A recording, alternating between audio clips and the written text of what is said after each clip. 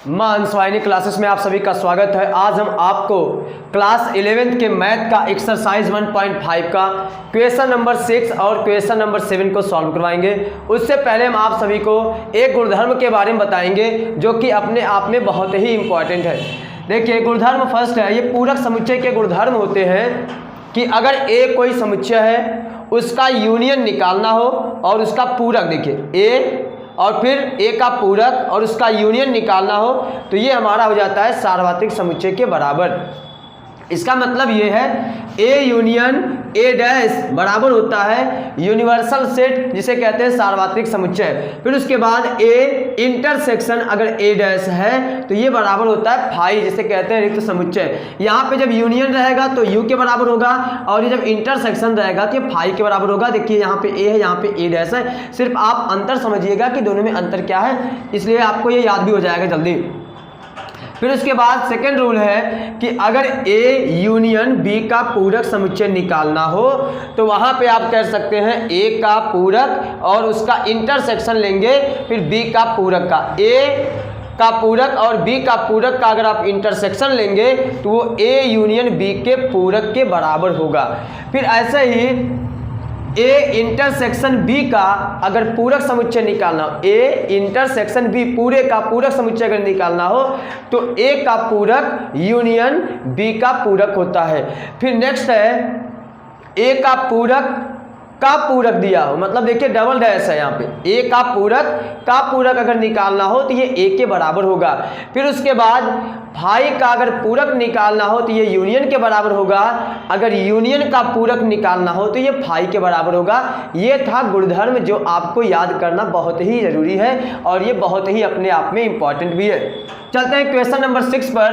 देखिए question number जो 6 है इसमें कहा गया है कि मान लीजिए कि किसी समतल में स्थित सभी त्रिभुजों के समुच्चय को सार्वत्रिक समुच्चय कहा जाए और उसके बाद ए जो एक ऐसा समुच्चय है जो उन त्रिभुजों को बताता है, उन त्रिभुजों का समुच्चय जिनमें कम से कम एक कोण 60 डिग्री से भिन्न है। इसका मतलब उसमें कम से कम एक कोण 60 डिग्री नहीं है, ठीक ना, कम से कम एक कोण 60 डिग्री नहीं है, 60 डिग्री से भिन्न है। अब ये आप बताइए, अगर कोई त्रिभुज होगा तो उसके सभी कोणों का योग 180 होता है, जिसे 180 आप बोल सकते हैं। सभी कोणों का योग होता है कितना, 180। ये क्या बता रहा है यूनिवर्सल सेट वाला, सार्वत्रिक समुच्चय वाला, ये कह रहा है कि किसी समतल में स्थित सभी त्रिभुजों का समुच्चय। अब बताइए इसमें सार्वत्रिक समुच्चय में वो भी त्रिभुज होंगे जिसके कोण 60-60-60 के हैं, जिसे कहते हैं समबाहु त्रिभुज। अच्छा, वो भी त्रिभुज होंगे जिसके दो कोण बराबर हो, तीसरा कोण बराबर नहीं होगा। इसमें वह भी त्रिभुज होगा जिसमें तीनों कोण बराबर नहीं होगा। लेकिन इसमें क्या है, ए वाले समुच्चय में, ए वाला समुच्चय जो है इसमें कम से कम 60 डिग्री, मतलब देखिए यहाँ पे लिखा है कम से कम एक कोण क्या है, 60 डिग्री से भिन्न है, कम से कम एक कोण 60 डिग्री से भिन्न है। इसका मतलब ये हो गया कि या तो एक कोण 60 ना रहे, या तो दो कोण 60 ना रहे, या तो तीनों कोण 60 ना रहे, ठीक ना। तो इसमें बताइए ये उन त्रिभुजों को बता रहा है जिसका कोण 30, 60 और 90 हो सकता है, या तो 45, 90 हो सकते हैं, क्योंकि हमको 180 भी तो करना है। इसमें कौन से त्रिभुज आएंगे, वह त्रिभुज जिसका कोण 45, 90 आएगा वो भी हो सकता है, और जिसका कोण 60 होगा वो नहीं आएगा, क्योंकि इसमें कहा गया है कम से कम एक कोण 60 डिग्री से भिन्न हो। इसका मतलब एक कोण 60 डिग्री हो ही ना, कम से कम एक 60 ना हो, ज़्यादा से ज़्यादा दोनों 60 नहीं हो तब तो और बेटर है, तीनों अगर 60 नहीं तो और भी बेटर है। तो ये बताइए इसमें समद्विबाहु त्रिभुज आ जाएंगे, समद्विबाहु त्रिभुज आएंगे, विषम बाहु त्रिभुज आएगा, समकोण त्रिभुज भी आ सकता है, ठीक ना, इसमें आएगा। लेकिन इसमें क्या है, इसमें वो सब तो आ रहे हैं, लेकिन इसमें है एक समबाहु त्रिभुज आ रहा है, इसमें एक ऐसा त्रिभुज आ रहा है जिसमें सभी कोण बराबर हो, 60-60-60 वाले। तो जब आप एक का पूरा समुच्चय निकालेंगे तो आप बोलेंगे सार्वत्रिक समुच्चय में से ए वाले समुच्चय को घटा देंगे। अब बताइए, अभी आप ही बताए हैं सार्वत्रिक समुच्चय में समबाहु त्रिभुज मिला था, समद्विबाहु त्रिभुज मिला था, विषमबाहु त्रिभुज मिला था, समकोण त्रिभुज मिला था। लेकिन इस वाले में क्या मिला था? समकोण हो सकता है, समद्विबाहु हो सकता है, विषमबाहु हो सकता है, लेकिन समद्विबाहु हो सकता है और समकोण हो सकता है, और क्या होगा? विषमबाहु हो गया, लेकिन समबाहु त्रिभुज इसमें नहीं मिलेगा। तो इस वाले त्रिभुज में, इस वाले समुच्चय में समबाहु नहीं मिला। इसका मतलब है जब हम ए डैश निकालेंगे तो यूनियन वाले में से जब ए को घटाएंगे तो हमको क्या मिलेगा? सभी समबाहु त्रिभुज ही मिलेंगे। क्या मिलेगा? सभी समबाहु त्रिभुज मिलेंगे। क्यों सभी समबाहु त्रिभुज मिलेंगे बताइए? इसलिए क्योंकि इसमें समबाहु था, समद्विबाहु था, विषमबाहु था, समकोण था। इसमें क्या था? समद्विबाहु था, समकोण था और विषमबाहु था, लेकिन समबाहु त्रिभुज नहीं था। इसमें समद्विबाहु है, समद्विबाहु है, विषमबाहु है, समकोण है, लेकिन समबाहु नहीं है। तो इसलिए जो इसमें से घटाएंगे तो बचेगा क्या? सभी समबाहु त्रिभुज ही बचेंगे इसमें, ठीक ना। अब चलते हैं क्वेश्चन नंबर 7 पर। 7 का फर्स्ट नंबर क्वेश्चन है, ए यूनियन ए का पूरक बताना है कि यहाँ पे क्या भरा जाएगा। अभी देखिए गुणधर्म में बताए हैं, अगर ए यूनियन ए का पूरक है तो यू के बराबर होगा। लेकिन ये तो गुणधर्म एक ये दे दिया गया है, ये तो एक प्रकार के फार्मूला के काम करेगा। लेकिन यहाँ पे अगर आपको प्रूव करके दिखाना हो कि ये कैसे यू के बराबर होगा तो उसे आप प्रूव कर सकते हैं। सबसे पहले आप यहाँ पे एक मान लीजिए यूनिवर्सल सेट, क्या मानेंगे? सार्वत्रिक समुच्चय यू मान लीजिए इसमें 1 2 3 4 है, ठीक है। सार्वत्रिक समुच्चय आप मान लिए, एक यू मान लिए, उसके बाद एक आप मान लीजिए समुच्चय मान लीजिए 2 3 और ये 4 है। अब बताइए ए का पूरक क्या होगा? ए का जब आप पूरक निकालेंगे तो ये वाले सब अवयव इसमें है, ये वाला अवयव इसमें नहीं है, इसलिए ए का पूरक क्या होगा? यही 1 होगा, ठीक है। पूरक समुच्चय के बारे में बता दिया गया है, इसका पूरक क्या होगा? ए का 1 होगा। अब आपको निकालना क्या है? A union A dash. A union A dash जब आप निकालेंगे तो देखिए ए वाले अवयव और ए डैश वाले अवयव को मिला के लिख देंगे तो क्या बनेगा? 1 2 3 4 यही बनेगा। अब बताइए इसको आप क्या बोलेंगे? यू ना, क्योंकि यही तो हमारा यू था जिसको आप यू माने थे। तो बताइए ए यूनियन ए डैश बराबर यू होगा कि नहीं होगा? ये देखिए प्रूफ हो गया। तो यहाँ पे क्या भरेंगे? यू भरेंगे। अब 7 का सेकंड नंबर क्वेश्चन है,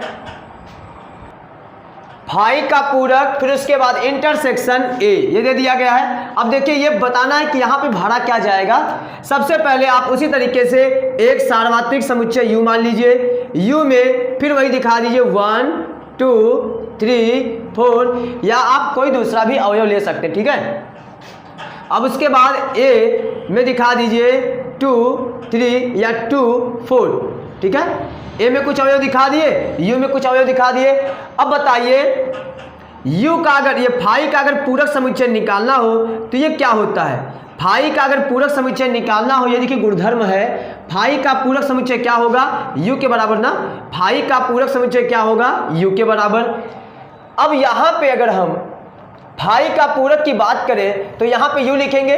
यू का मतलब ये जो हमारा है वही लिखेंगे ना, यहाँ पे भर देंगे 1 2 3 4। फिर उसके बाद इसका इंटरसेक्शन निकालना है, इंटरसेक्शन कर दिए। ए का मान रख दीजिए, समुच्चय ए का मान रख दीजिए 2 4। अब बताइए जब इन दोनों समुच्चय का इंटरसेक्शन निकालना है तो इंटरसेक्शन में क्या करते हैं? जो दोनों में कॉमन हो। देखिए 2 इसमें भी है, 2 इसमें भी है, 4 इसमें भी है, 4 इसमें भी है। तो इसका आंसर क्या आ जाएगा? इसका आंसर हो जाएगा हमारा 2, 4। तो अब ये बताइए किसको बता रहा है? कहेंगे आप ये तो हमारा पुराने वाले समुच्चय को बता रहा है, ए वाले को ना। तो बताइए इसका आंसर क्या हो जाएगा? ए। इसका मतलब यहाँ पे क्या भरेंगे? ए। अब third question, A intersection A का क्या निकालना है? पूरक समुच्चय ए और एक के पूरक समुच्चय का क्या करना है, इंटरसेक्शन लेना है। हमको गुणधर्म के हिसाब से यहाँ पे क्या मिल रहा है, फाई, मतलब हमारा आंसर क्या आना चाहिए, फाई आना चाहिए। देखिए प्रूव करते हैं। सबसे पहले वैसे ही U एक सार्वत्रिक समुच्चय मान लिया गया है, फिर उसके बाद A एक समुच्चय मान लिया गया है। सबसे पहले पता कर लेते हैं A का पूरक क्या होगा। A का पूरक क्या होगा, इसमें 5 है, इसमें भी 5 है, इसमें 7, इसमें भी 7 है, तो जो U का बच गया है वही हमारा हो जाएगा A का पूरक। इसका मतलब 6 और 9 हमारा हो जाएगा A का पूरक समुच्चय। अब उसके बाद A और A का डैश का हमें क्या निकालना है, इंटरसेक्शन। A में क्या है, 5 और 7, A में क्या है 5 और 7, फिर उसके बाद इंटरसेक्शन लेना है 6 और 9 का। अब आप ये बताइए, दो समुच्चय का जब इंटरसेक्शन निकालते हैं तो उसका मतलब ये होता है कि दोनों समुच्चय में जो अवयव कॉमन होते हैं उसी को निकालते हैं ना। इसमें 5, इसमें 5 नहीं है, इसमें 7, इसमें 7 नहीं है, ना तो 6 इसमें पाया जा रहा है, ना तो 9 इसमें पाया जा रहा है। इसका मतलब कोई अवयव कॉमन नहीं है, और जब कोई अवयव कॉमन नहीं होता है तो 5 दोनों में से कॉमन होता है, मतलब 5 तब बाहर निकालते हैं। तो यहाँ पे इसका आंसर क्या हो जाएगा, 5 लिखते हैं तब। ठीक है, नेक्स्ट क्वेश्चन है क्वेश्चन नंबर 4। इसमें है कि U का पूरक समुच्चय, फिर उसके बाद इंटरसेक्शन A। U के पूरक समुच्चय और A का क्या निकालना है, इंटरसेक्शन। बताइए, U के पूरक समुच्चय बराबर होता है फाई के। U का पूरक समुच्चय अगर हमें निकालना हो तो किसके बराबर होता है, फाई के गुणधर्म के हिसाब से। लेकिन यहाँ पे अगर आप सोचिए कि U का जब आप पूरक समुच्चय निकालेंगे, मान लीजिए U एक पूरा या क्या दे दिया है, U एक समुच्चय दे दिया गया है। इसका जब आप पूरक समुच्चय निकालेंगे, जब भी हम पूरक समुच्चय निकालते हैं तो यूनिवर्सल सेट में से समुच्चय को घटाते हैं। तो यहाँ पे हमको खुद इसी में से, मतलब एक समुच्चय में U दूसरा कुछ लेना होगा, U मान लिए, और उसके बाद ये वाला U नहीं है, एक कोई दूसरा U है, उसमें से हमें U घटाना होगा, तो इसमें से कोई अवयव मिलेगा ही नहीं। मतलब हमारा क्या हो जाएगा, इसका यहाँ पे लिखेंगे 5, और 5 के बाद यहाँ पे इंटरसेक्शन, और A मान लीजिए, A में अवयव ये हैं 5 और 7। अब बताइए 5 में तो कोई अवयव ही नहीं है, इस वाले समुच्चय A में 5 और 7 है, तो इन दोनों समुच्चयों में से कौन सा अवयव दोनों में पाया जा रहा है, तो इसमें से कोई अवयव कॉमन नहीं है, क्योंकि इसमें 5 है तो 5 में कोई अवयव ही नहीं है। इसमें 5 और 7 है, ये 5 है और ये 5 और 7 है, तो 5 ना तो 5 में पाया जा रहा है, 7 ना तो 5 में पाया जा रहा है। इसका मतलब दोनों में कोई अवयव कॉमन नहीं है, तो इसका आंसर क्या हो जाएगा, 5 हो जाएगा। ये इस एक्सरसाइज का लास्ट क्वेश्चन था। अब मिलते हैं आपसे अगले चैप्टर में।